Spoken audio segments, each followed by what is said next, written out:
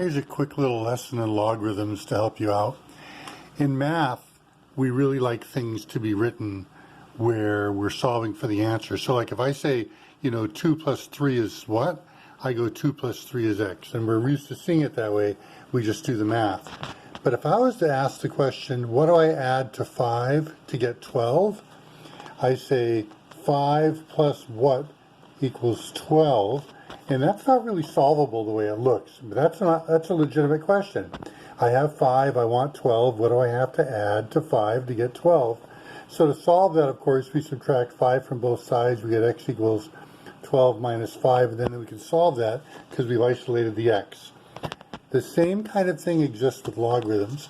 It's really easy to say, what is 2 to the third power? 2 to the third equals x, and then I just do the math. 2 to the third is 8, so x is 8.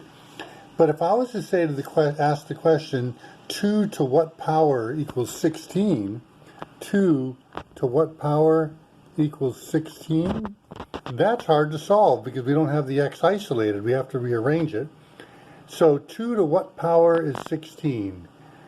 The way we ask that question is we say, what is the log? Your x is your logarithm. The question is, what is the log in base 2 of 16?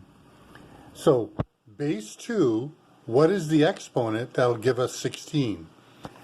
Now, seeing this and converting it to that mentally is not so easy. This one's just rearranging it. But that's what it means. When people say the log is the exponent, what is the exponent that I raised the base of 2 to get 16? What is the exponent I raised the base of 2 to get to 16? The easy way to go from this to this or this to this is use a little circle. I have log base 2 of 16 equals x. I just teach my kids to just go in the circle. This is the same as 2 to the x equals 16, which is of course what we had. Likewise, if I have 2 to the x equals 16, I go the other. I say log base 2 of 16 equals x, which is of course what I have here. So this little circle notation is an easy way to change it. Log base b for base, of a equals x is the very same thing as b to the x equals a.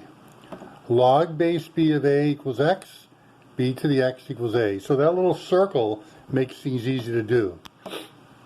So now you're asking the question, that's the first lesson, just what are logs? When we say logs are exponents, that's what we mean. X is a log, x is an exponent, so a log is an exponent. 2 to what power gives us 16?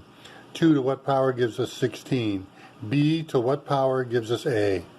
B to what power gives us a? So that's what a log is. Now you wanted the natural log. Natural log is your log base e. You want the natural log of a square root, so I'll say ln of the square root of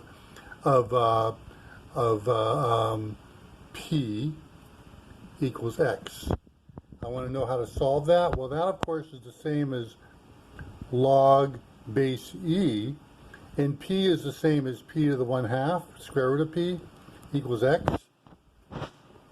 So your exponent rule says you bring the exponent out front, you get 1/2 log base e of p equals x. Now you multiply by 2, so you get log base e of p equals 2x, and then you get e to the 2x equals p. And so now you know e, and if you know x, you plug it in and you get the value of p. So that's how you solve for logs of natural logs of square roots. But the big thing to remember is this little circle. And I used to make a big sign like this and put it in the front of my room. Convert logs, we don't really understand how to think with that, just like we don't really kind of understand how to think with this. But if you put it into this form, then it makes sense, and then you can solve it using the log, but that makes it easier to understand.